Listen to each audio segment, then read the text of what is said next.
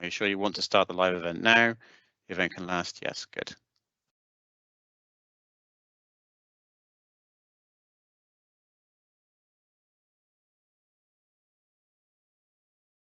So we should be live. Okay. Welcome then, everybody joining, let's say, our scenario process update from ENTSO-E and ENTSO-G. I'm Alon Kroes, convener of the steering group on behalf of ENTSO-E for the scenario building process. I would like to make you aware of the fact that we're recording this session, so that you're aware of it. And we will be using Slido later on, so I'll give you some hints how to use it in a minute. The reason for this, let's say, webinar is to bring you up to speed since our last engagement with, let's say, you all was in July last year, where we had the kickoff of our new scenario process. And that means that today we'll bring you up to speed where we are, how we're picking up things, but mainly where we think you can contribute and where we expect you to support us in giving feedback and picking up, let's say, the content, looking at different things, making our scenario process much more worthwhile, not only for us, but also for you. So today we'll not be diving into the data and the models as such, but we'll engage with you trying to figure out what needs to be done in the coming months to deliver, let's say, a scenario that is worthwhile for all of us going forward. But if we can go to the next slide. This is the agenda that we have planned for you. Looking at the timeline, the strategy that we used, looking also the planning of the stakeholder roadmap, so how to engage, how to pick up. We'll conclude with that with a Q&A session where we'll use Slido form. So you will be asked to submit all the questions in Slido so we can pick them out. Then we'll go a bit further in how we took the scenario framework guideline that has been delivered by Acer, how we will pick that up in this version and what will be done in next version. We'll also give you an insight on how we aim to comply with the EU targets with what we're aware of, and give you some feedback on the innovations that we foresee being able to implement in this cycle. And at the end, we'll look at the next steps and the closing remarks from my colleague Thilo, who is also, let's say, a member of the steering group, but then from ENTSO-G side. Next slides will give us some insights on Slido. I do assume that many of you have already used it before. Here is, let's say, the code or the QR code. I would, let's say, welcome you all to participate, to log in either by your mobile phone or go to the event code on your computer. What we have done is also agreed that we'll take, let's say, all the questions, but we will moderate the questions, and that means anonymous questions or at least content-related questions will be taken into account, not the other ones. So this was my introduction for, let's say, starting with the workshop. So I would like to, let's say, welcome Nalan to pick up and go further. Thank you, Alan. I will present you on the next slide the TOA-NDP 2024 timeline, and also I will introduce the TOA-NDP 2024 framework in terms of strategy. If we can go to the next slide, Gideon. Would you prefer to take control yourself? I will try. If you have any problems, then just let me know. I requested. All right. Yes, it works. So just to confirm, Gideon, that I hope recording also started. I believe so, yes. We had some Okay. technical issues regarding this prior to the meeting. It appears that it has started. Okay, perfect. So on the screen, you can see the high-level timeline of the 2NDP 2024 scenarios. So we have started to building the scenarios on the second quarter of 2022, which is just after the finalizing the 2022 cycle. And as you can see, in the as we did it in the previous cycle, we aim to finalize the version of the scenarios that is included the comments feedbacks from the public consultation in the end of first quarter 2024. So which is aligned also on the previous cycle. What we see next in the timeline is one of the edition of the recasted 10E that 3 months of period for the opinion and then 3 months period for the approval by the Commission before finalizing the scenarios. So on this side, you see approximately 2-year cycle for the developing these scenarios to be submitted to ACER member states and the Commission. And in the first year, the focus is to create the inputs, methodologies, the storylines, whereas on the second cycle, we bring them together, building the modelings, run the computations, and updating the models based on the feedbacks from the public consultation. So what we have done so far is that in the beginning, there was a storyline development, but for this cycle, we can refer this process as a storyline review and slide update. If you have attended our last workshop, we had presented this to you in July 2022, which you can find the details in our website. And also we have started the data collection through our electricity and gas TSOs. We started the innovations. So this methodology development is kind of an additional to the last cycle. Which will be presented by Dante later, what we are seeing as additional innovations for this cycle. And also developing the input parameters based on the storylines development together with, again, TSOs based on their trajectories, different trajectories based on this storyline development. I will not detail here the stakeholder engagement because for this we have the specific section which Gideon later will present. At the end, soon, at the end of this process, we will already start modeling with these draft input parameters and the methodologies.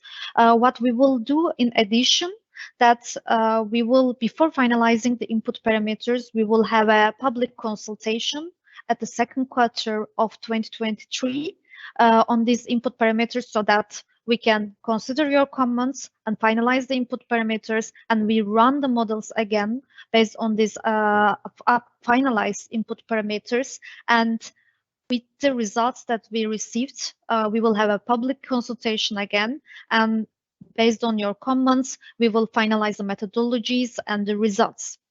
That will be submitted, published and submitted for the opinion and the approval. This is the high-level timeline on the scenarios, and now I will give you an update on the scenario strategy. In this slide, you will see a summary of how many scenarios and what type of scenarios that we will develop. This slide, you have seen it already in the July workshop. Only things here that this additional 2035 snapshots, which is required by the framework guideline that has been finalized last month. So in this slide, all dots represents a scenario. We see that in scope of 2NDP 2024, there are 6 scenarios. one scenario in 2030, 3 scenarios on 2040, and 2 scenarios in 2050. And in the below background, you see the increasing range of uncertainty, which is quite interlinked with the framework of 3 different scenarios within the 2NDP 2024 package. So in 2030, we have a national trends plus scenario. This is the picturing of the aggregation of national approaches that reaches EU targets. So basically, we are gathering all the data from the TSOs, and we are asking them to provide the data sets that by anticipating their upcoming NECPs. So as you know that current NECPs are outdated, and soon in this July 2023, they are planning to submit the draft version of their NECPs to the Commission. And we are asking them to anticipate these data sets, these NECPs, and submitting, performing the submission accordingly. So we don't know yet. Still, these anticipations will end up within Fit for 55 or Repower EU, which will be decided later. But we can be sure that they will be minimum Fit for 55. And on at 2040, we are having again the National Trends Plus scenario that is collected for 2040 from member states, their best estimates, their NECPs, showing their best trajectories. And this is the 2040 time horizon of the National Trends Plus. But here we started deviations also, as most of the TSOs are also having high or low trajectories, and we are trying to capture them according to their storylines within 2 different scenarios. So the aim of these 2 additional scenarios are as much as possible capturing the uncertainties. And on 2050, we don't have anymore the view that is picturing the national best strategies, best view on the strategies, let's say NECPs. That's why we are having 2050 as a deviation, as a continuation of these deviation scenarios. So here, the question of the EU targets, we will focus on the next topics. After the questions, we will detail what are the targets that we will check. And we will also, as it's one of the requirements from the framework guideline, provide the snapshots from 2035 horizon. Before leaving the floor to Gideon, I want to remind you that we will accept questions via Slido. I put it in a chat, but in case you don't have access to there,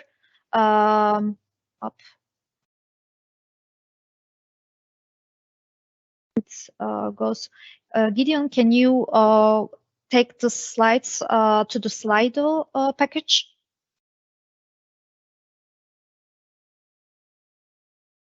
I'm not sure I know what you mean there. Now, would you like me to show that slide again? Is that what you're saying? Yeah, again, exactly. Sure. Then if I'm back in control, then if you just give me a moment, I will. I'll just scroll back until I get there. Probably the easiest way. No, it should be previous, not. So I'm not sure that everyone has an access to the chat. Okay, here. So you can go your phone and screen to this QR code, or go through to the link and entering the event code mentioning here together with the passcode scenarios. Enter to the Slido application, and you can ask these questions here. We will take the questions during the Q&A session, which is after the Gideon's presentation. Exactly, and I can see that some people have already started to ask questions, okay, so perfect. It must be working okay as well. Perfect. Gideon, you can take the control back. and continue your presentation with the stakeholder roadmap. Thanks a lot. In that case, I will take control. So I'm going to cancel your control, take it back myself, and click through very quickly through Naan's slides again to come back to the stakeholder roadmap in the presentation. I hope you can all see that. So what do we want to achieve with the stakeholder roadmap? So the first thing you have to remember with the scenarios is this is something we've been doing for a long time now. The first joint scenarios were the 2018 scenarios, and scenario development is something which ENTSO-E and ENTSO now have a little bit of experience with. And our goal each time we do this with each cycle is to try to learn from what we've done in the past and try to improve on that. And the stakeholder engagement's a part of that as well. So where do our goals for stakeholder engagement come from? Before I start to read them, they come from a few different sources. First of all, they come, as I said, from us, from what we've learned in the past, where we've seen that there have been weaknesses, what we've done well and try to accentuate that. Where there are weaknesses, we try to improve on them. They also come from the feedback we get from outside, from you, for example, the questions we've asked in the consultation processes in the past. And finally, they also come from the regulatory framework. So as I'm sure many of you will be aware, last year, the 10E regulation was updated. The 10E regulation, Article 12, set out certain parameters, certain requirements for how stakeholder engagement should take place. And we've made sure we take those into account already in this cycle as well. You'll see some of the developments in that respect in the coming slides. So what is it that we're trying to do? So we start off with the 10E regulation. We have regulatory obligations, and it's very important for us that those are fulfilled. You'll see again some of the things coming up, but it's more than that. It's about having something which everybody can actually feel confident about, so everyone can feel comfortable with. The point of stakeholder engagement is to engage, to learn. So we want to make sure that everybody on the outside feels comfortable with what we're trying to do and feels comfortable they can take part. There's a reason for that. This is the third point, as you can see here. We know that our abilities, our expertise, I feel quite comfortable in saying, you know, we've come a long way. We know a lot at this stage, but we don't have all of the expertise. We don't have all of the experience. That's why it's important to maximize the expertise of you, the external stakeholders, to bring in your perspectives as well, to bring in your knowledge, your up-to-date knowledge of what's happening in the energy system. All of this should lead to the timely and successful completion of the TYNDP scenarios. That sounds like it's an obvious thing, but this is a gigantic process, as Nalan's already laid out to you, so it's very important that we can get the most efficient and effective information when we need it so that we can make this work. And there's another additional point here. There's something, as I said, that we've brought in because, as I said, the impetus, that the influences on our stakeholder engagement, they begin also with us, and we intend to use this stakeholder engagement in this cycle to investigate how low and high cycles could be used more effectively in the 2026 cycle. So right now we've got the 2024 scenarios, and then after this we'll begin with the 2026 scenarios. And so we're always trying to look, it is an iterative process. So what's important here is we're dealing with a huge amount of information, and the first element for me, at least, of the stakeholder engagement process is how can we make sure that what we're doing is transported externally, and how can we make sure that you know where we are in this process and that you have access to all the necessary information. So for every cycle that we've done so far, there has been a dedicated website. The dedicated website for the 2024 scenarios is coming soon. We're going to launch that as we launch the first data, and the storyline report coming up probably next month. Sorry, not next month, probably the start of April, I believe. At that point, you will also have the dedicated website when we have something to put in there. In the meantime, the information which we've already been collecting, for example, the recording the questions we received in the presentation from the kickoff webinar. That was the one we did last summer. That's been put into the 2022 scenarios website. So you can already go to the 2022 TYNDP scenarios, and if you look on the downloads page, you can already see that kickoff, the presentation and the Q&A with all of our answers to your questions from the kickoff webinar which we had last summer. So what are you going to get from this website? So we're going to have a new 2024 scenarios website where you'll have the usual data access. You'll be able to have a visualization platform and see what how the assumptions were built up. Of course, you'll be able to see the reports themselves and all of the information you can see here below. We'll come to that in just a moment. What's also important is we had a few questions. What do we do with your websites? So we have a 2022 website. As I said, we have a 2020 website as well. Our goal is to try to create a sort of a centralized location. We have the TYNDP scenarios web link where you will be able to view all of these different websites. Of course, the old websites will have some kind of disclaimer on them, so it's absolutely clear that this is old information. But you'll also be able to see those, and next to those you'll see the 2024 scenarios website as well. So the idea here is that none of the information that we've presented historically gets lost. You'll have the most up-to-date information, but you'll also, for your own, for interest, for research purposes, however you may want to use it, be able to look back to the previous scenarios and make the comparisons you need to make. So the new website will include, of course, the storyline report when it's published. At a later point, it will include the draft scenario report. That's going to come later on in the year, as Nalan said. Likewise, you'll have the methodologies information, so the methodologies on the scenario quantification, the scenario building guidelines, and the innovation roadmap. These are the elements which have already been addressed by Nalan and we'll continue to talk about today.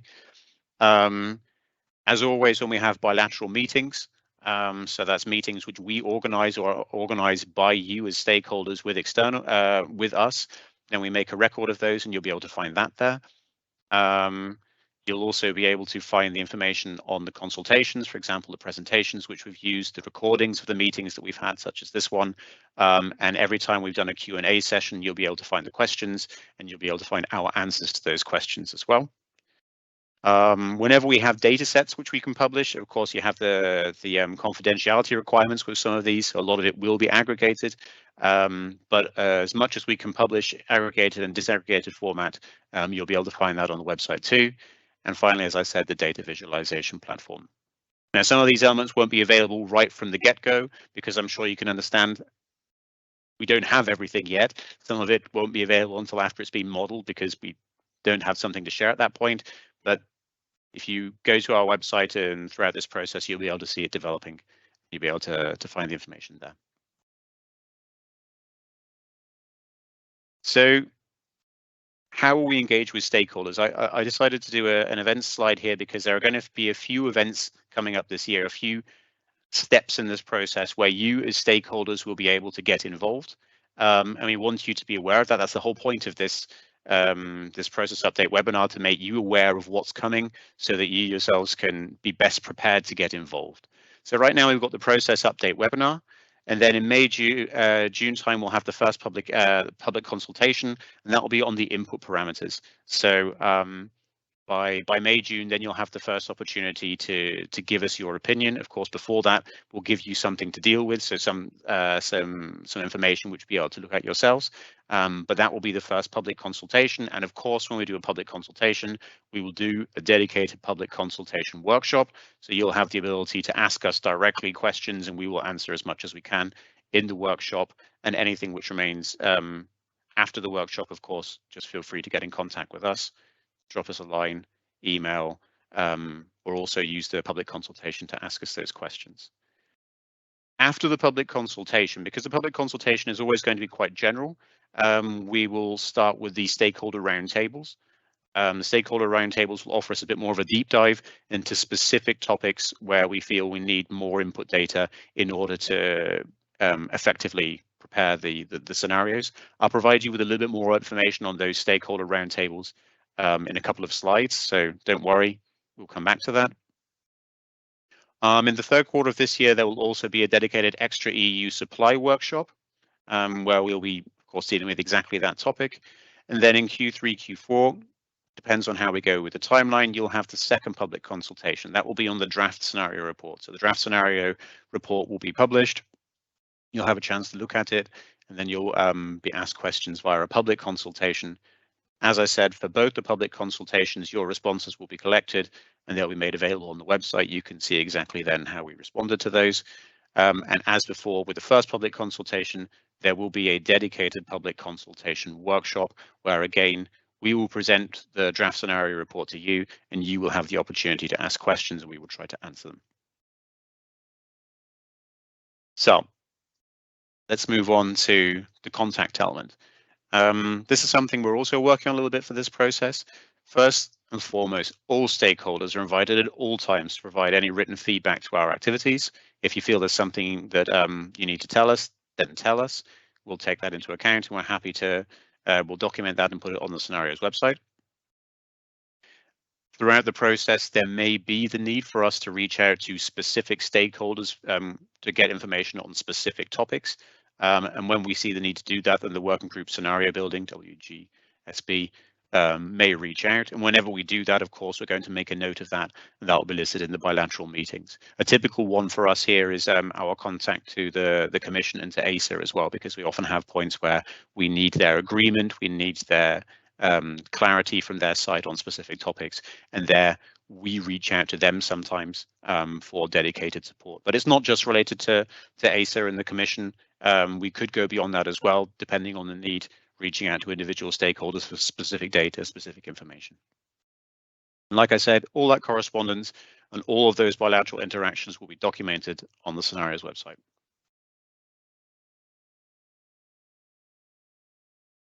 So the next point is the stakeholder reference group.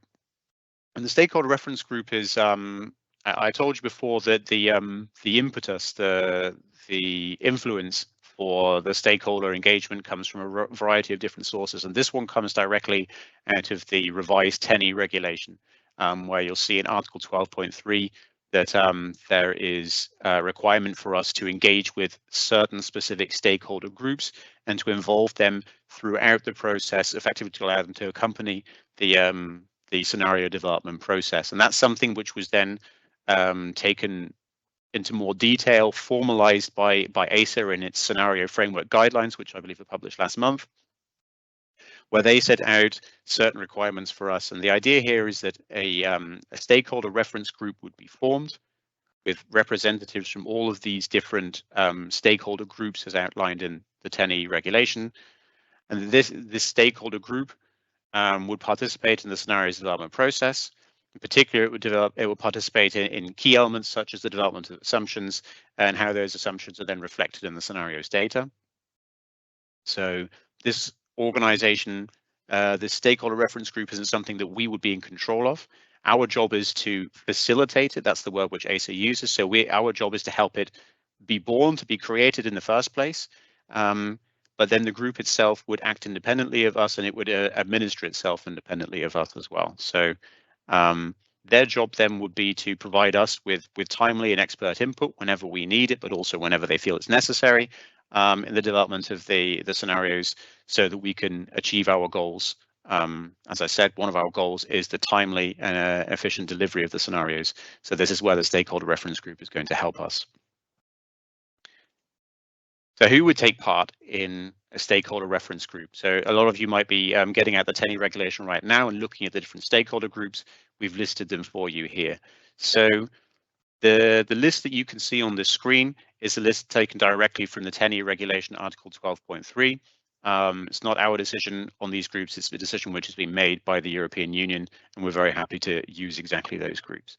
So what we intend to do is we will launch a call for interested candidates in March, where anybody would be able to apply to be a representative in this stakeholder reference group, and they will be a representative of one of the different stakeholder groups that you can see on the left side of your screen. So the EU DSO entity should be a member, but also you should have organizations representing electricity, gas, hydrogen, heating and cooling, CCUS, There should also be independent aggregators, demand response operators, organizations involved in energy efficiency solutions, energy consumer associations, and civil society representatives. So we will be launching a call for interested candidates. Any of you, if you wish, will be able to respond to that call and to put in a candidacy to take part. We will then have the job of developing a balanced group. This is something which is set out in the stakeholder reference group information in the scenarios framework guidelines by ACER. Our requirement is the group should be balanced, so it should not be overwhelmingly with stakeholders from one category. So basically, we will ensure that the different categories are all represented with more or less the same amount of representatives. Of course, there may be some difficulties when it comes to the exact numbers. What happens if we have too many candidates in one category or not enough in another category? And we're going to work together with ACER on that to make sure that we find a solution which is acceptable for everybody. We don't want to be responsible here for deciding candidate A over candidate B as far as possible.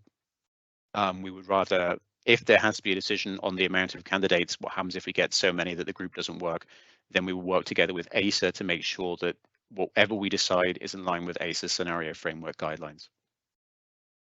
So the organizations you can see on the right are listed as observers or observers and facilitators: the Commission, ACER, the EU member states, and the European Scientific Advisory Board for Climate Change, that's the ESABCC, would then be listed as observers. ENTSO for electricity and the ENTSO for gas we will have the job of creating effectively the stakeholder reference group. But once it's been created, as I said, it won't be something which we are particularly in control of. The convener for the group will be determined by the members of the group, not by us. We would draft a TOR, that's terms of reference for how this group should function, but that's something which would then have to be agreed by the stakeholder reference group. And if there are any new members which will be joining the group in future, then that will be something which is the responsibility of the stakeholder reference group. So our job is to simply facilitate its work, not to control its work.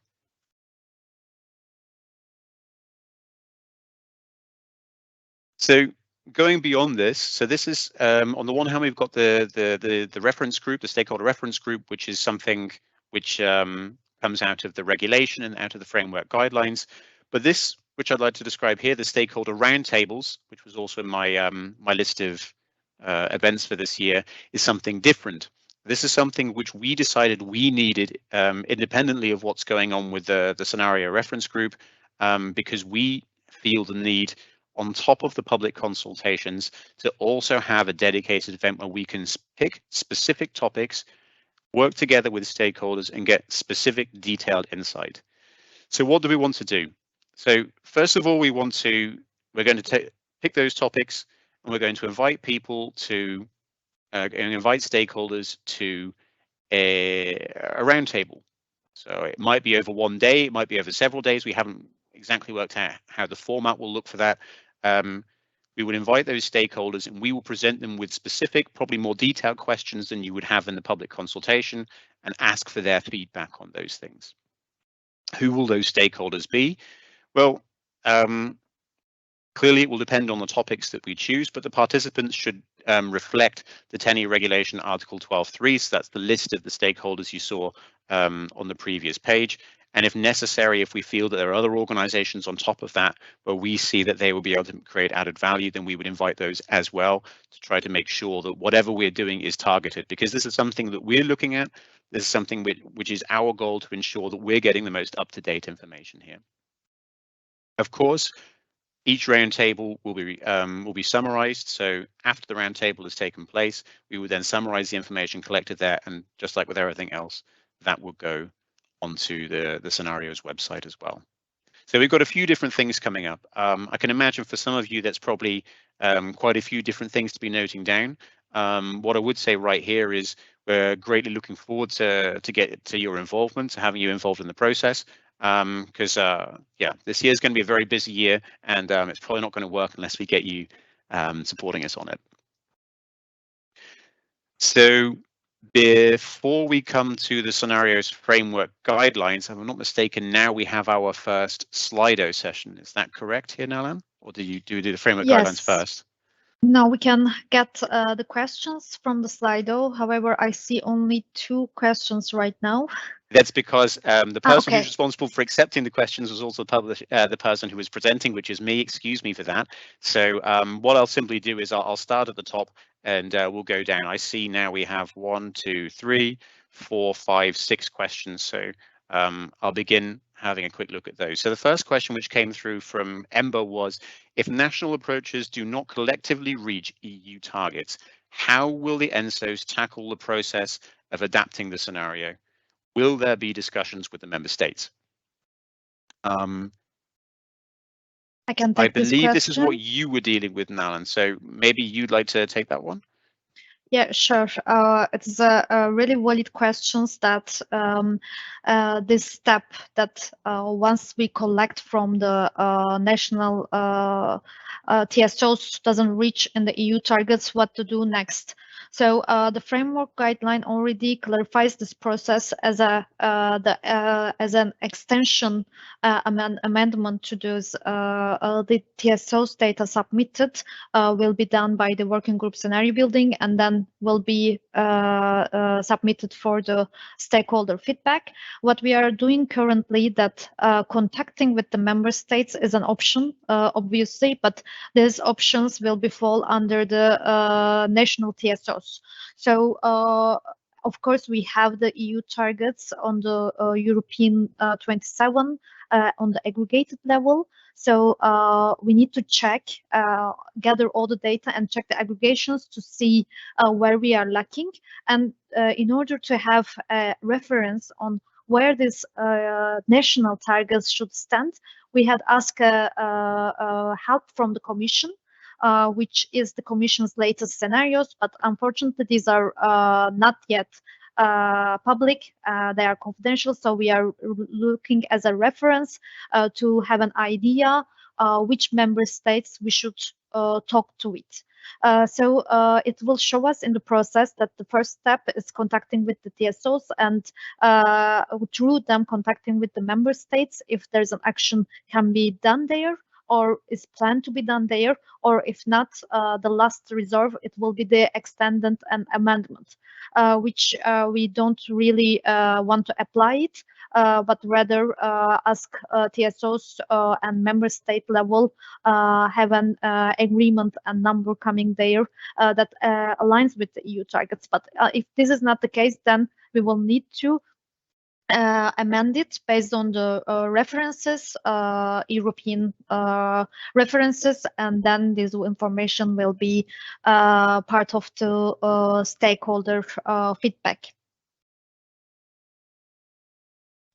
I hope this answers your question, Elizabeth. We can go to the next question, Gideon. Yeah, I think the next question would also want to be asking you here now. And so the Scientific Advisory Board is expected to publish its quantitative recommendation for the EU carbon budget in the first half of 2023. Will this be taken into account? Yes. Here, we will include the carbon budget assessment as we did it in the last cycle.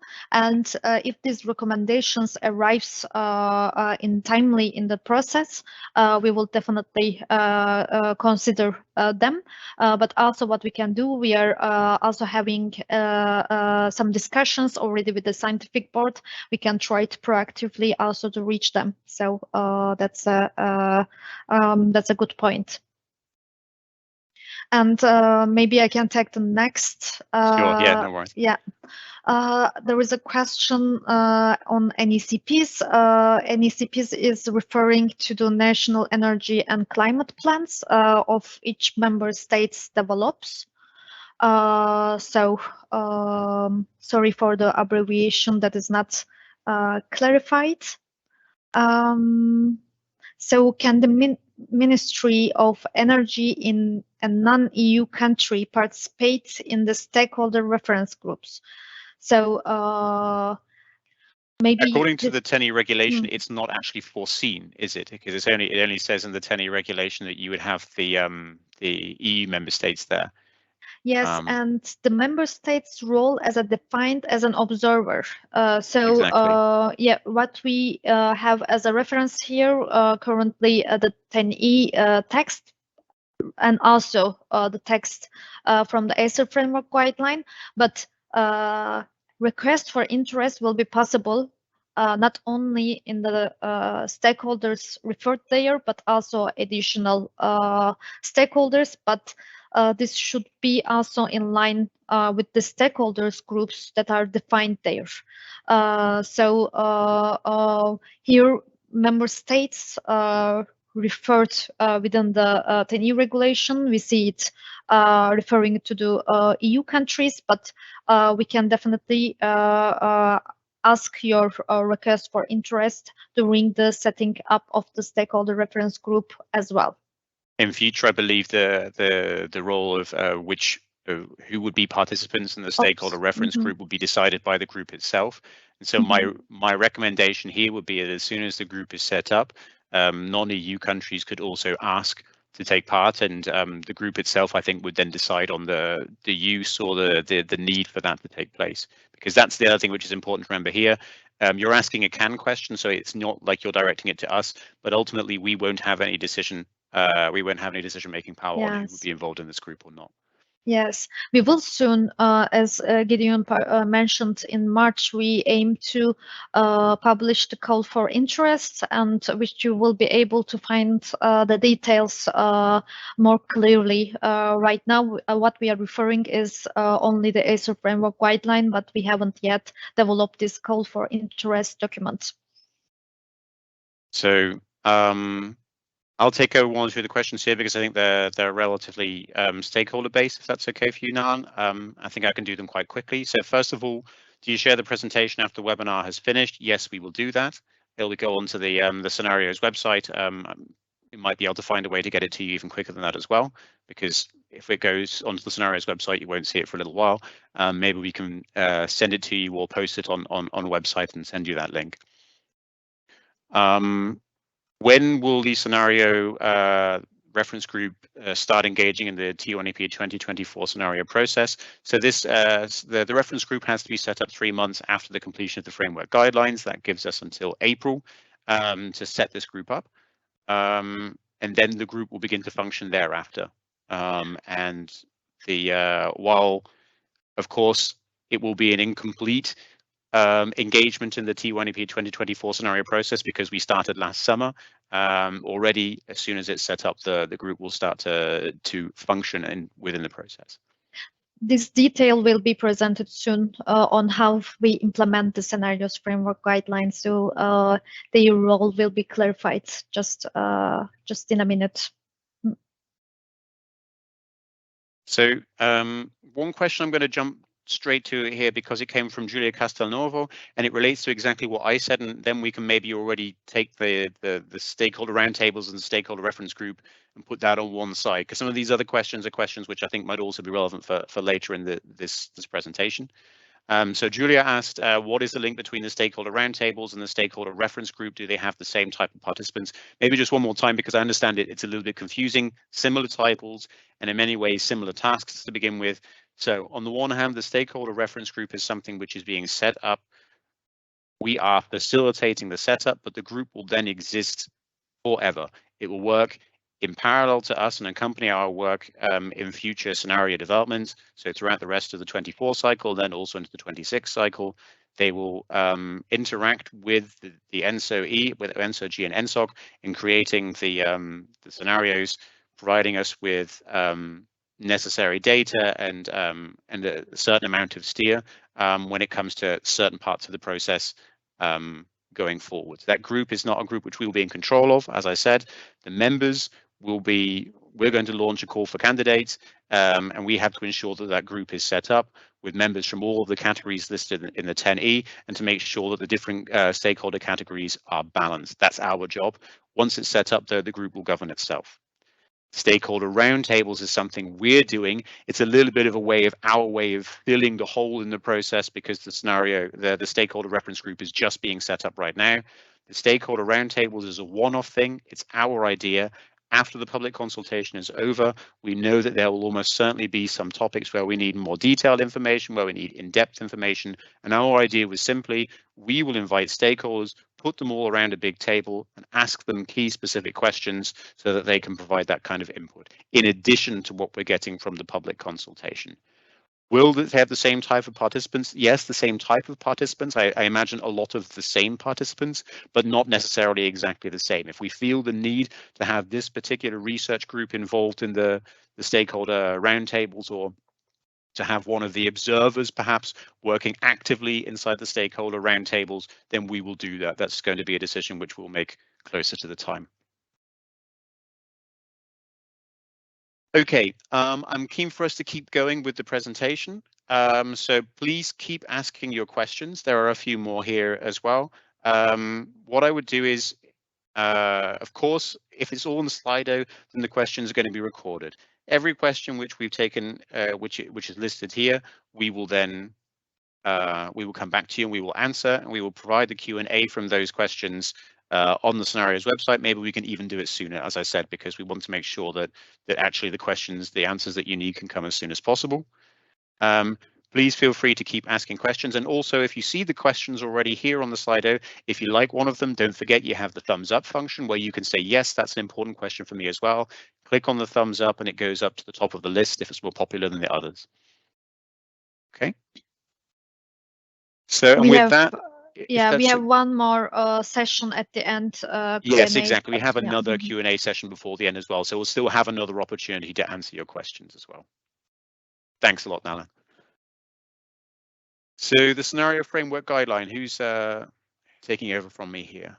I believe that's Alex, is that correct? Yes. So I would try to take control. Let me see. Okay, I'm not sure it works, but in any case, I think we can manage.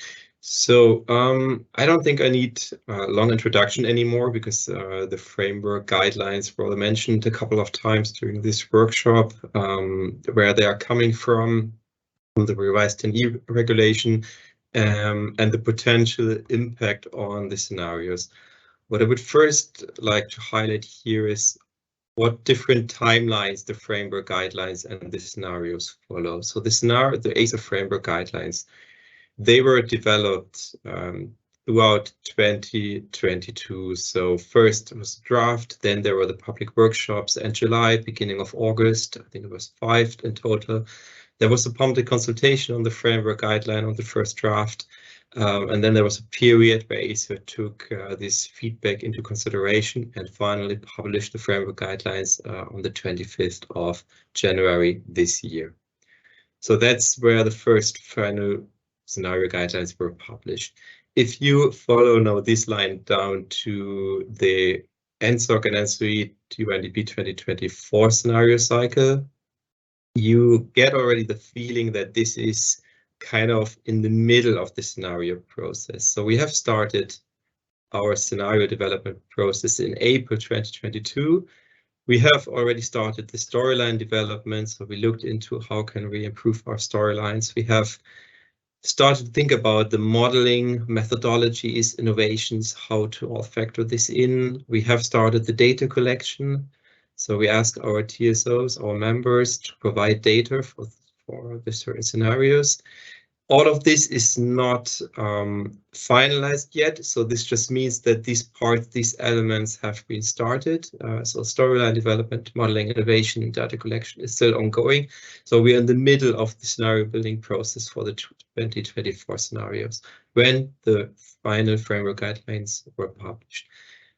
This means that framework guidelines came at the middle.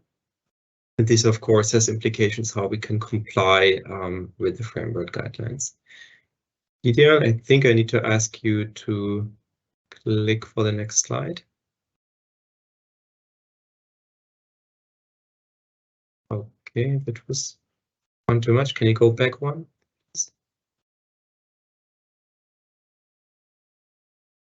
And one more. All right. So the overall question is, what is possible for the 2024 scenarios and what needs to wait for the 2026 scenarios? And I will go now through a structure that follows the framework guidelines to make it easier for you to follow our approach, because there are various topics that I will now explain how we try to comply with the framework guidelines already for the 2024 cycle, even though, as I mentioned, the framework guidelines were published in the middle of this scenario cycle. So that's always important to keep in mind. Starting first with the adoption of the policy. So the framework guidelines state that we should consider the NECPs which are due to end of June this year to the extent possible. And this is something we have anticipated already in our data collection. So this is where we comply with the framework guidelines. If we now look on the right side for the 2026 scenario cycle, here we can comply and go one step further with the framework guidelines, because we can agree on a cutoff date for the adoption of new policies at the start of the scenario cycle. And that will be between the ENTSOs, SRG, ACER, and the Commission. Why can't we do it now? Because as the framework guidelines stating, it should be agreed at the beginning of the scenario cycle, and we are in the middle of the scenario cycle. Going now to the second one, the storylines. So we have started the review of the storylines, and that's something where we spent already quite some work on it for the 2024 scenario cycle. For the 2026 scenario cycle, we will carry out the storyline process at the beginning of the scenario preparation process, as we already did for the 2024 cycle. So here we try to comply as much as possible with the framework guidelines. The framework guidelines stating that we should set up and publish a roadmap best before starting this scenario cycle. Not possible anymore for the 2024 cycle, but nevertheless we can provide a first draft. For the 2026 cycle, then we can work on the preparation for a living roadmap document where we lay out what changes we plan to include, what innovations we plan to implement for future scenario cycles. The last point about the criteria for a timely scenario preparation process, the communications on innovations. We can give you, and we plan to do this, as Gideon also mentioned, to give you an intermediate update about the innovations we plan to implement in the 2024 cycle.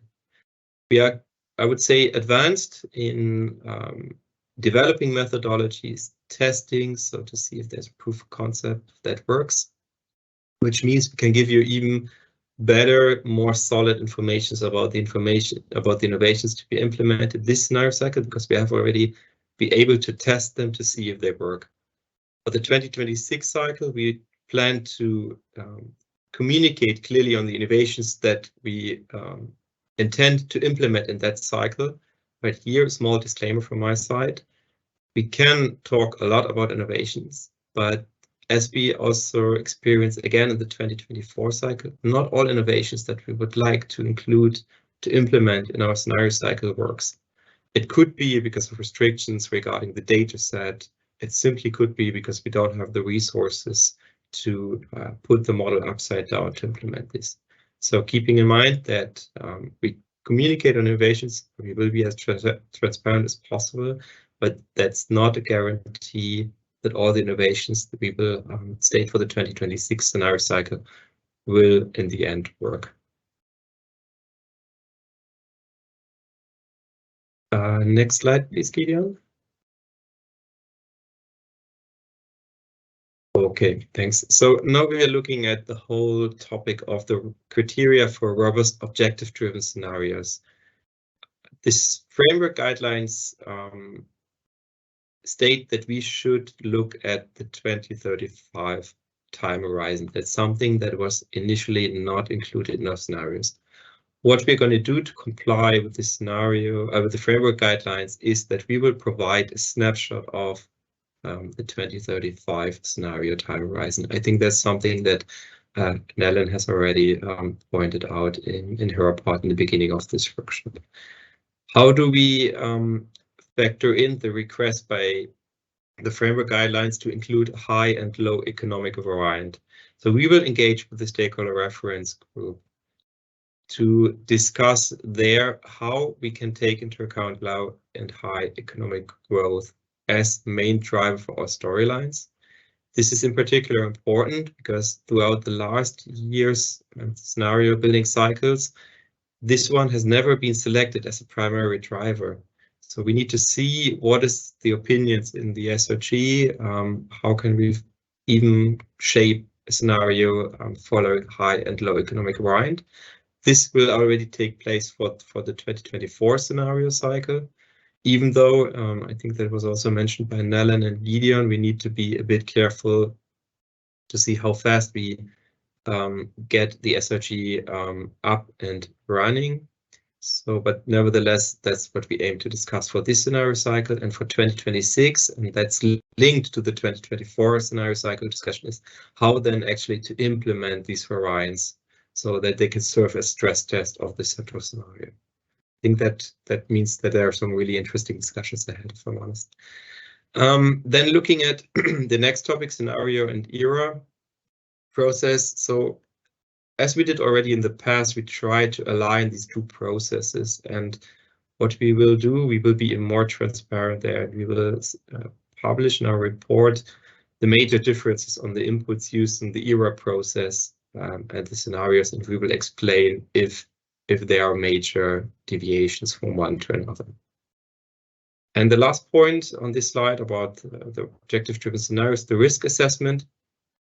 The framework guidelines are looking a lot at how do you look at the risk assessment, meaning what if your supply chain is interrupted, availability of raw materials. There are many, just to give you some examples, there are many others that we could look at. So this is something we plan to incorporate in the 2026 scenario cycle in a qualitative way, meaning we highlight the drivers of uncertainty and the main risk factors that could significantly change our scenarios. Next slide, please, Gideon.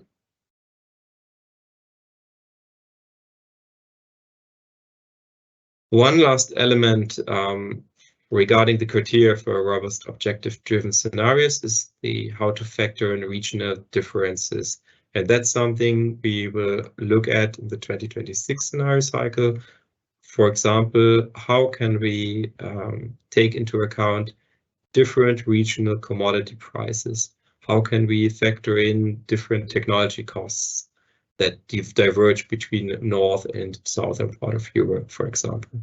That's something, we need to wait for the 2026 scenario cycles, as this is not feasible for this scenario cycle anymore.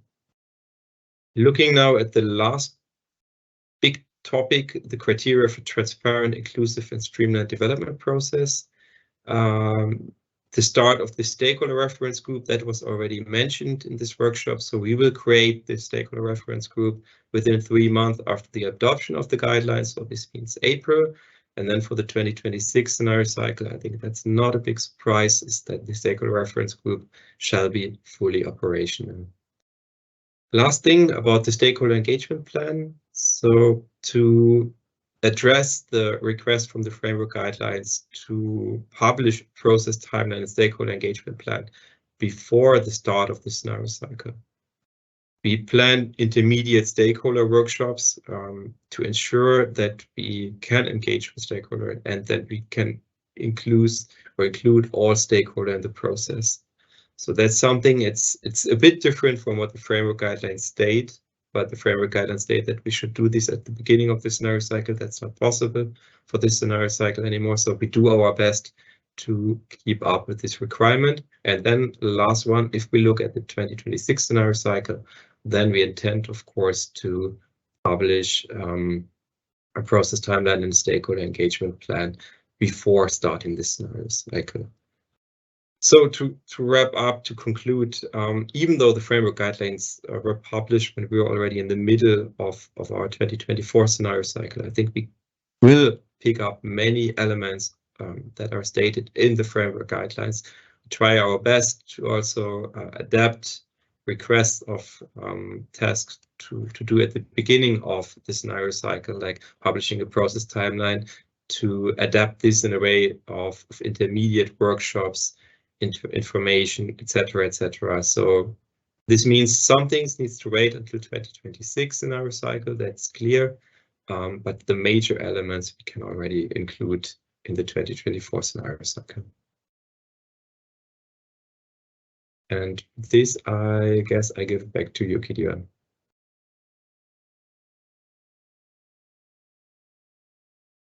Thanks a lot, Alex. Okay, then on to the next slide in that case. So the next topic is the compliance with EU targets. And I believe this is your part, David. Yes, it's me. If you'd like to take control, please feel free. If not, I'll move the slides for you. There's only 2 slides, so I think, if you could just keep control yourself, it would be great. I don't think it's needed. There we go then. So just a couple of words on the targets, which are basically driving our scenarios. There's 2, let's say, axes of direction that are relevant to mention in this meeting, at least.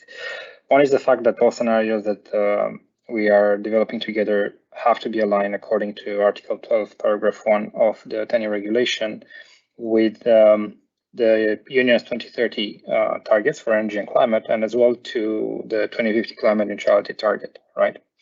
So this is a very important aspect to be kept in mind. An additional point that was suggested already in the comments, and actually we wanted to report on here, is that for our scenarios we will also take into account a carbon budget assessment. So actually the question that came from member anticipated a bit what we wanted to communicate.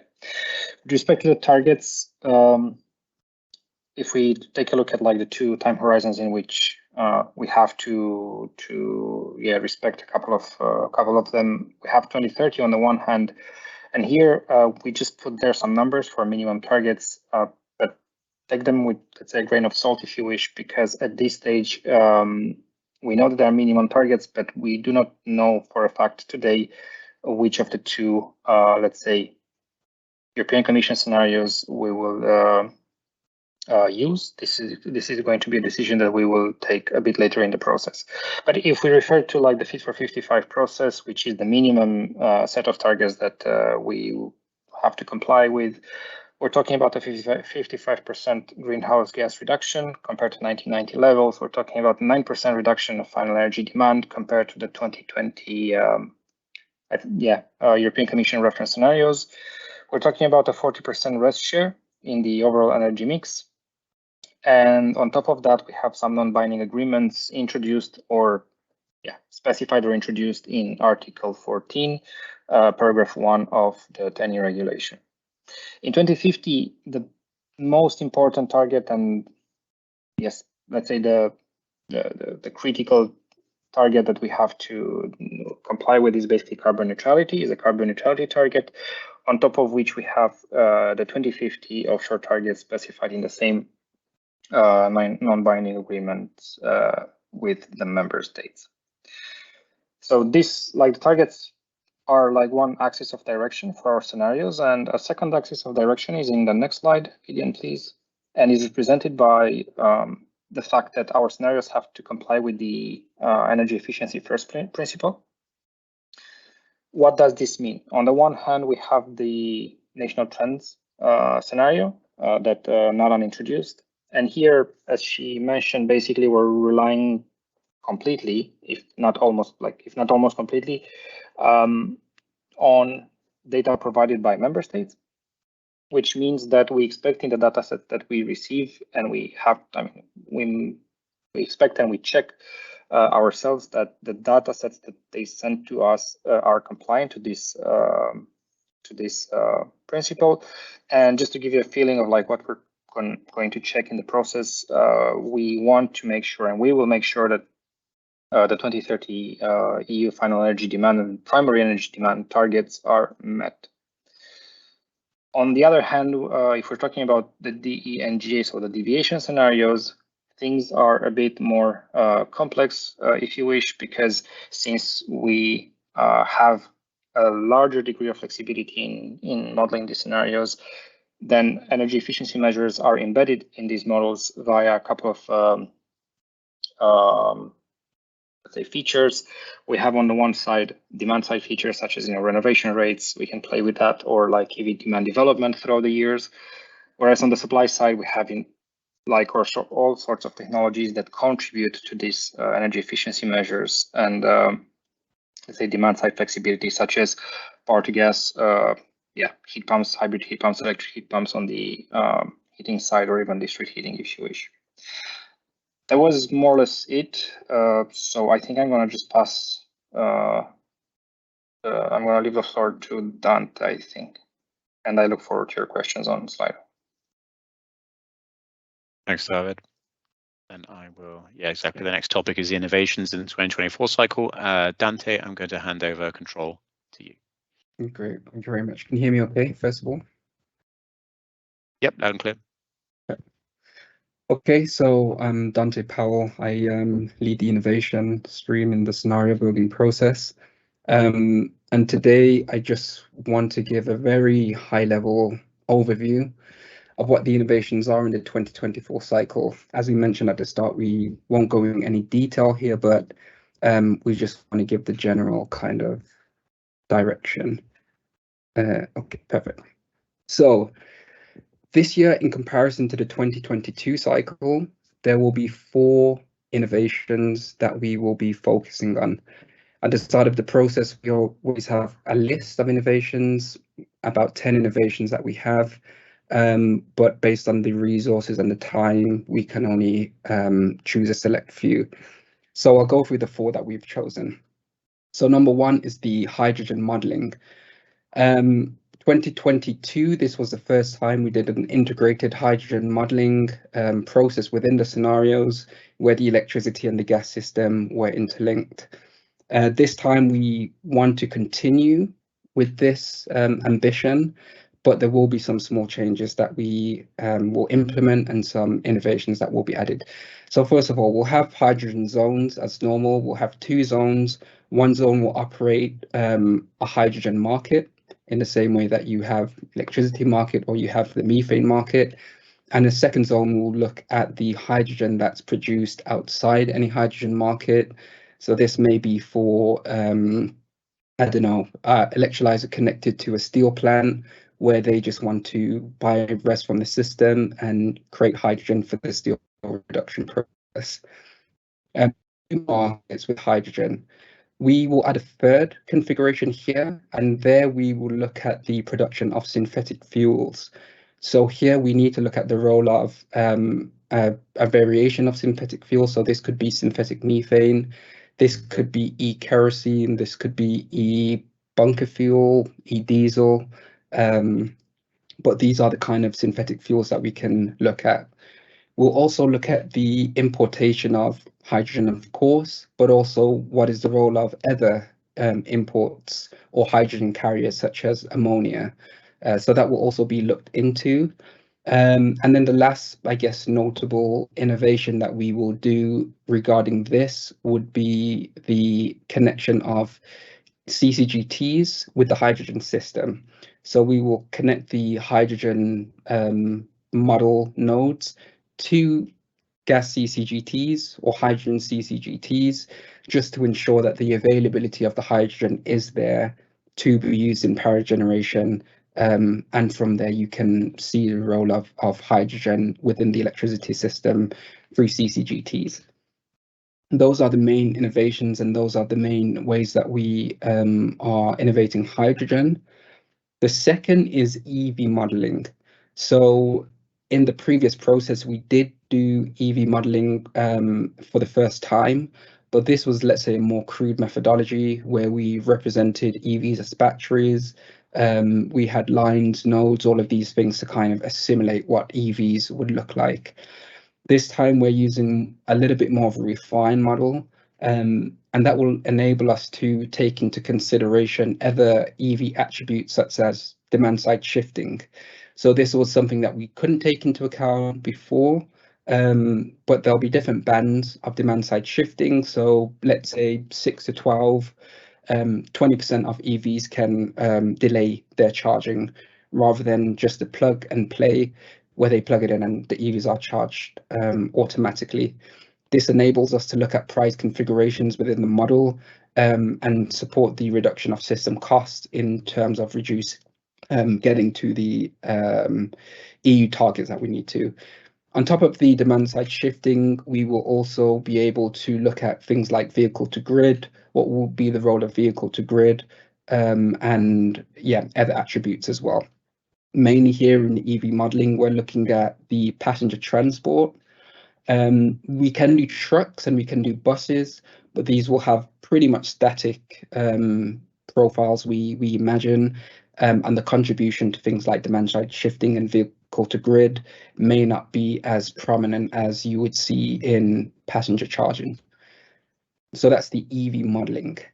The next that we want to introduce, and this is actually for the first time we've done this within the scenario building process, is heat modeling. So here what we're trying to do is we're looking at the modeling of hybrid heat pumps, and we're also looking at district heating. And the whole purpose of doing the heat modeling is looking at the synergies between the two systems, looking at where there is flexibility in terms of supplying heat, mainly to buildings. So in this process, we wouldn't be looking at process heat in industry, but we would be looking more at heating for residential and tertiary buildings. Here for the hybrid heat pumps, you look at the relationship between the amount of electricity that's required and the gases. So these gas could be either hydrogen or methane, and that really depends on which country we're talking about here. But it's important that we model something like hybrid heating, because if you want to look at something like the efficiency first principle, you look at the efficiencies or the coefficient of performance of your heat pumps. You look at the costs, the electricity costs in the electricity sector, and then you can offset that with the cost of producing energy from hydrogen or from methane. And this will give you a, let's say, endogenous analysis of whether heating should be supplied through electricity or gas. On top of that, there are a few countries, quite a few countries that use district heating. It's prominent in some countries rather than others. So more in the Nordics, you'll see more district heating. But here you'll see a wide flexibility and a wide variety of supply sources. That could be waste heating, that could be heat pumps, it could be gas boilers, CCGTs. We'll also model CHPs here. So heating that is designated for heating, but can also be used for power generation as well. So we want to look at that. And yeah, so essentially that's kind of the heating module, and it's really a focus on flexible heating and looking at the best way to reduce as well system costs here. And then the last innovation that we want to implement is offshore modeling. So offshore modeling is a very hot topic being discussed at the moment. There's many national plans for offshore modeling. There's targets that you see or strategies that you see from the European Commission. So we thought it would be now a good time to take a more serious look at how we can implement the offshore within the models. So the offshore wind hubs, they'll contain wind farms, they'll contain electricity, they'll contain hydrogen pipelines, and they'll contain electrolyzers. The hubs will be connected to each other, so you'll have kind of an offshore grid, and they'll also be interconnected with mainland Europe, of course, both through hydrogen and electricity. Now, what we look at here is different configurations of how of what assets, what technologies are present on the hubs.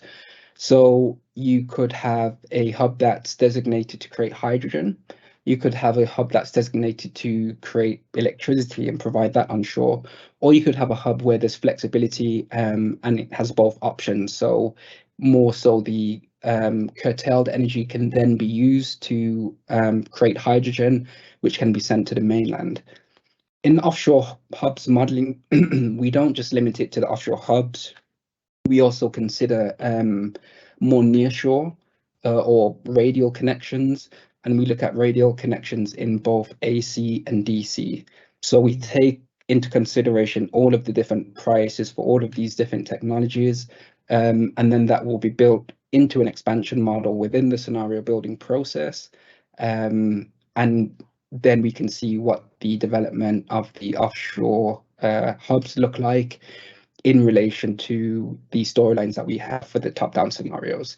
So this, of course, will be for distributed energy and national trends. So those are the 4 innovations that we will be looking at. Next, I'll just go into the topology of the model. Let's see if I can. I don't know if I can change the slides, Gideon. Shall I do it for you, Dante? Great, thank you. Okay, perfect. So this is what the topology of the model will look like. So I'll go through the electricity parts first. So you have the transport node, you have the prosumer node. In this prosumer node, as in the 2022 scenarios, we look at, okay, if you have prosumers that are installing solar PV onto their roofs and installing batteries, what does that look like in terms of the overall energy mix? You have and then you have the electricity market where you can buy electricity from the electricity nodes.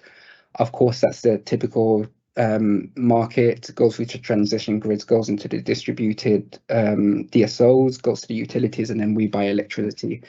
Because of that, there will be a cost between this line. So you do have more of a realistic competition between prosumers installing rooftop PV and buying electricity from the electricity market or from their utilities. The transport node will be connected to both the prosumer node and the electricity node, because you can have street chargers, you can have fast chargers, or you can charge your EVs from your home. The heat node, as mentioned before, will be connected to both the prosumer node. It's not actually the electricity node, but it's more the, let's say, the overall market. So what we say here is that electricity can be used to provide energy for heat pumps within the district heating network. Also, you have this connection between CHPs, where the heat is predominantly for heat purposes, but can be used to generate electricity that can be sold to the electricity market. So that's why there's a connection here. But the main customers in this model will be the prosumer node, which again is both residential and tertiary. We'll go into the hydrogen nodes next. So as mentioned before, you'll have 2 zones. First zone is essentially you have dedicated electrolyzers that can be used to create hydrogen for whatever process it may be. Can be fertilizers, can be steel production, can be whatever.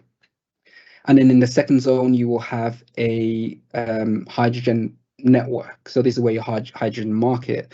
This is where you'll see your hydrogen backbone, and you'll see that market emerging.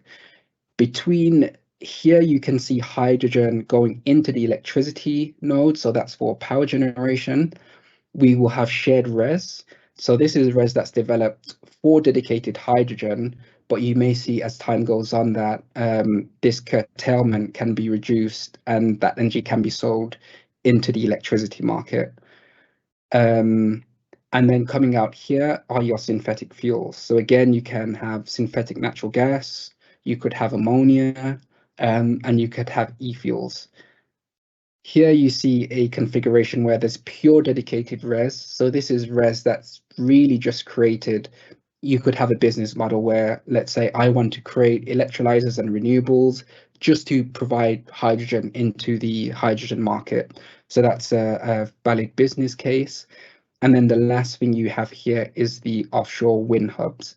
And here you have the connections both to the electricity market and to the hydrogen market.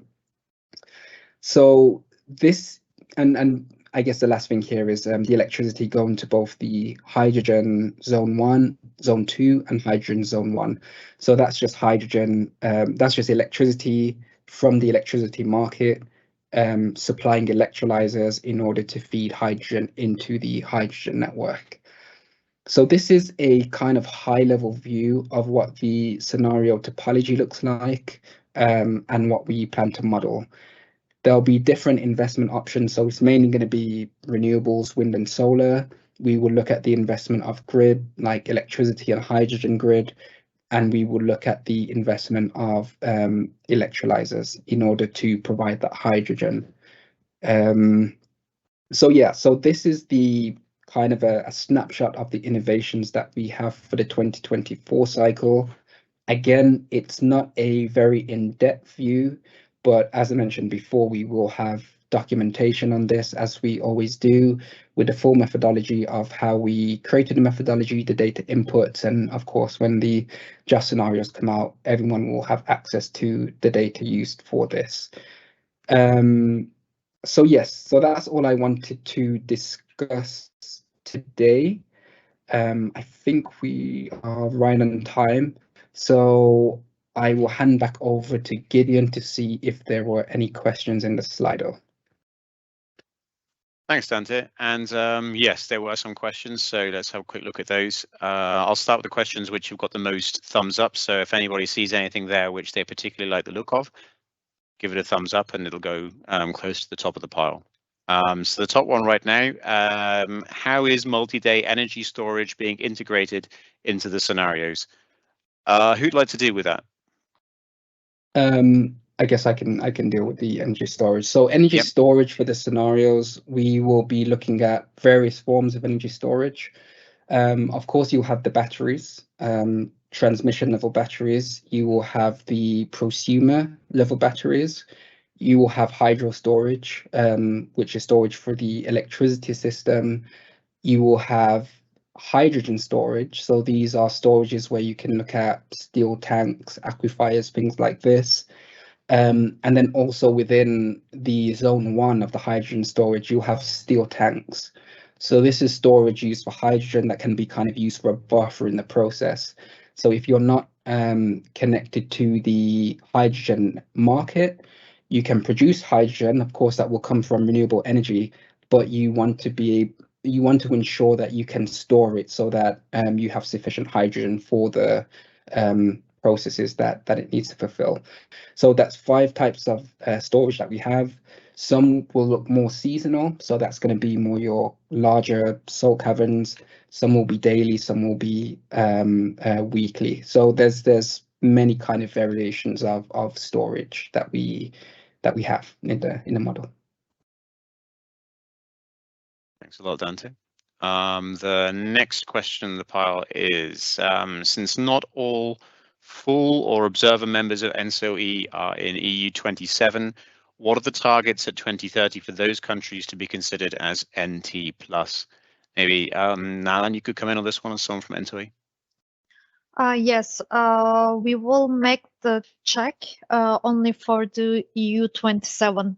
So for the non-EU countries, we ask them to the TSOs to submit their best view on the best strategies, and as we were doing in the national trends previously, we were directly use these data sets. However, this cycle, additionally, we will have a check only for the EU 27 aggregation of the data sets.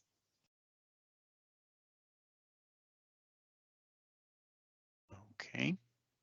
Then the next question, what is the reason for only focusing on energy imports via natural gas, via ammonia, so NH3, and e-fuels, and excluding imports of gaseous hydrogen via pipelines?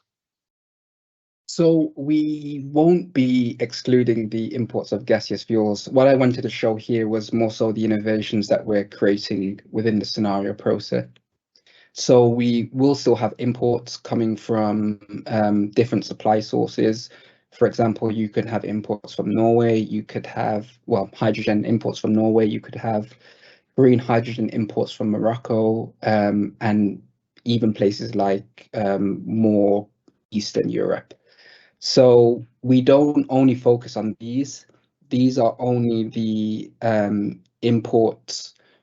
They're not so much imports. They're really looking at what is the role of hydrogen in terms of supplying these types of energies. So providing synthetic methane through the methanation process, ammonia could be through the Haber-Bosch process, and the e-fuels will be through the Fischer-Tropsch process.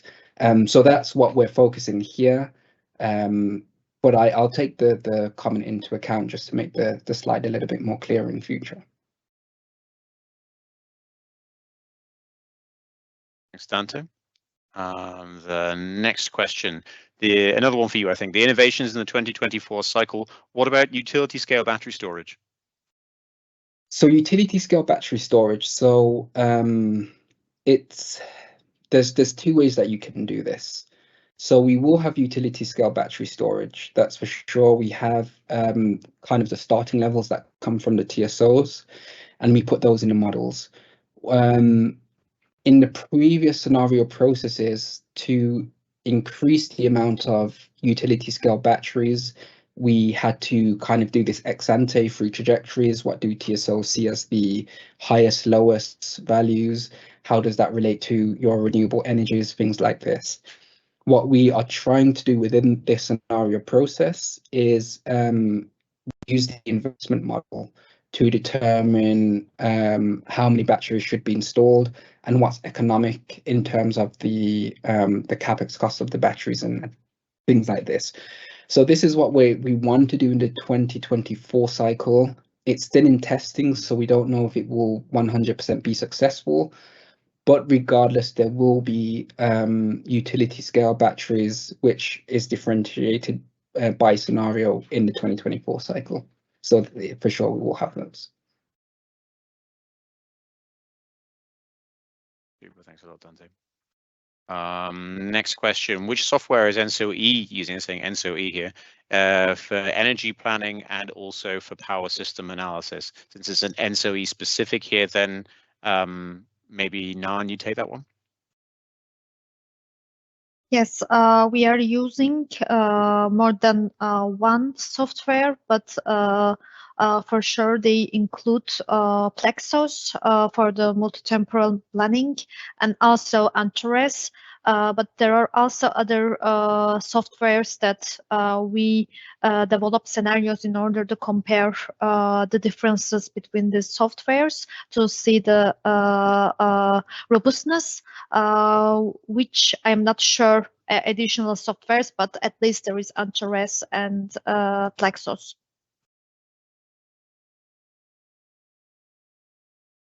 Okay, and then I think we still have time for one more question, then it'll be time to move on to the final section. So what's the source of the economic parameters, including for example, GDP, used as the assumptions? Are they going to be discussed in the first consultation on input parameters? So maybe I need to clarify further that what should be in the consultation as an input parameters. So the GDP, the assumptions on the economic parameters, we are for this section are using energy transition model which is a software free source and available developed by Kintel, and there are starting point and the assumptions starting from the 2019 Eurostat dataset. So we have the informations about the starting point as a population, as a number of buildings, and then there you can set assumptions in terms of reducing the industry or the size of certain parameters, and these parameters are being checked by the national expertises. So these are taking into account reference to the Eurostat and also the view from the member states accordingly. And at the end of this study, we will have the demand scenarios for distributed energy and global ambition scenarios, which we will then submit to the public consultation. There you will be probably seeing, we didn't decide the format of this yet, but probably you will be seeing that sectoral demand per carrier. So you will be able to see, for example, what is the hydrogen demand foreseen or calculated for 2040 2040 in transport sector. This will be the information, part of the main information in the input parameters, and it will be quite relevant to receive your comments, because these demands then fleets into scenarios as an ex ante, and it has a powerful impact on the generations as well. Just to add to that, so that's one part of the kind of scenario setting. Then we have a list of parameters that we use for the innovation. So a lot of the sources comes from the Danish energy agencies costs. So we have many technologies. We look at the best technologies for onshore based on the country. We have a list of commodity prices that we also have reference from for the years 2030, 2040, 2050. And all of those kind of technical parameters. So you have your CapEx, your OpEx, your WACC, weighted average capital. And these are all put into the expansion model, and then the model will then also make the best economic decision of how to meet the targets. And those targets are mainly the demand and CO2 emissions. Yes, that's a good point indeed, Dante. And for this, we are mainly looking at the Danish catalog, Danish agency catalog, and also the latest IEA report that we are using as a resource. And we aim to include them also into the consultation, but there are also some constraints, because for some of the prices, we need to make sure that we are using the same assumptions with ERA, and they are need to finalize their prices a bit in advance from us. So for these kind of particular input parameters, we try to find another way to engage.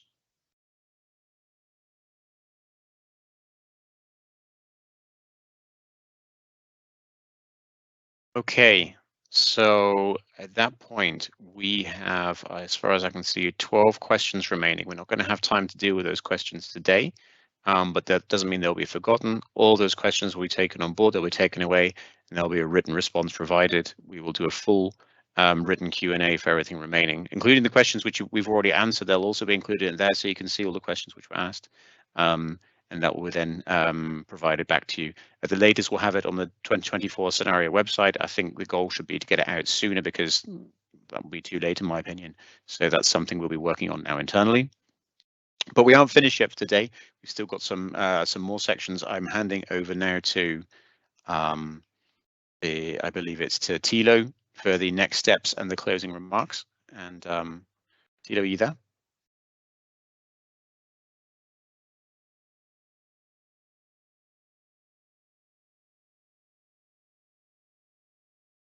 If you're there, I can't hear you at the moment. Thilo?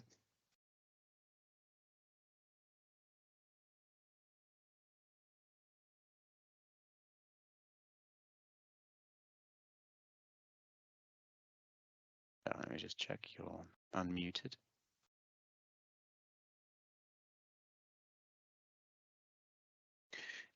Thilo says that he's talking, but I can't hear. Maybe someone else from the presenting team, could you just quickly confirm whether you can hear Thilo or not? Maybe there's a problem at my end. No, I can't hear Thilo either. Okay, this is a shame, Thilo. I can't hear you, I'm afraid. So maybe, Thilo, you could quickly leave the call and rejoin, and I'll call you back in again so that we can quickly try that one more time. Maybe, Gideon, we can answer one more question. That's a good idea. So, Thilo, while you're leaving and re-entering, then we can also take one more question. Thanks for that. That's a good point, Dante. Thilo, if you head off, then I'll call you back in a moment. The next question is, do you also consider supercapacitors, flywheels, thermal storage in the process? No, so currently we don't consider these other storage technologies.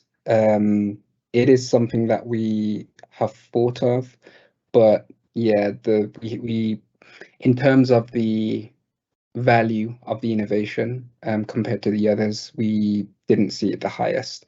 But these are things that we do want to consider for further processes. For example, thermal storage, that would be something very useful in the heating sector. So there are ways that we can try to consider it somewhat. For example, the heating demand within the district heating sector, you can use a moving average in order to smoothen out the curve a little bit to kind of assimilate that. But as direct inputs to the model, those parameters or those technologies that you mentioned won't be considered in this scenario cycle. Okay, thanks for that, Dante. Thilo, can you speak to us now? Yes, can you hear me this time? That sounds much better. Great. Okay. Perfect. So I think perhaps even the time was better spent with answering another question, because I think we covered a lot today, and I won't take more of your time today than necessary. So perhaps we can go on the next slide, Gideon. So this is just a reminder of some dates that were already presented to you by Gideon earlier. So May, June, you should perhaps plan some time to look into the consultation of our input parameters and provide related feedback. In May, there will be a public consultation workshop. Then we will have the stakeholder roundtables in June. And in the third quarter, the X-ray supply workshop, before then going into the second public consultation with a public consultation workshop in Q3 2023. As you already heard several times today, this information will be posted on our website. So along with all the questions that we might have missed today, I think after having participated now myself in this workshop, I hope our goals could be reached. We wanted to get in contact with you as stakeholders again. We wanted to present to you how we plan ahead. I hope it was as transparent as we hope it would be for you, and we wanted to tease you a bit with some innovations. And I think looking at the questions you posed, this teasing was successful, and looking at how targeted those questions are, I can say that we are looking very forward to engaging further with you, receiving more such valid input, which is highly appreciated on our side. So thanks a lot for dialing in today. Thank you also to the team for the presentations, and I hope to hear you then back in May 2023, so this year, and to read your feedback end of June. Thanks a lot and have a good day. Thanks a lot, Thilo. Have a good day, everyone.